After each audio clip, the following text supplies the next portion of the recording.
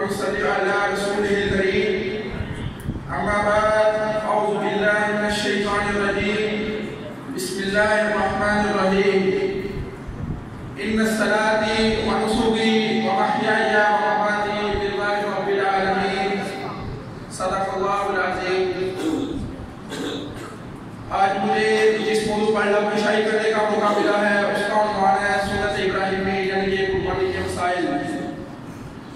ایک حدیث میں عبداللہ بن عباس روایت کرتے ہیں کہ ہم رسول اللہ صلی اللہ علیہ وسلم کے ساتھ ایک سفر میں قربانی کا وقت آ گیا تو ہم اونٹ میں 10 لوگ شریک ہو گئے اور گائے میں 7 لوگ شریک ہو گئے۔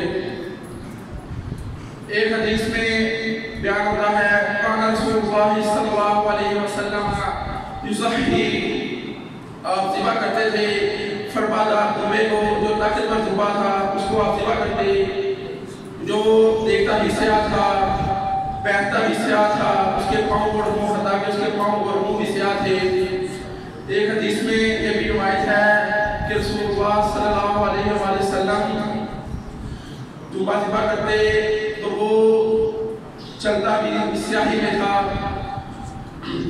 قال النبی صلی اللہ علیہ وسلم من ذبح قبل الصلاة فإنما ذبح لنفسه ومن ذبح بعد الصلاة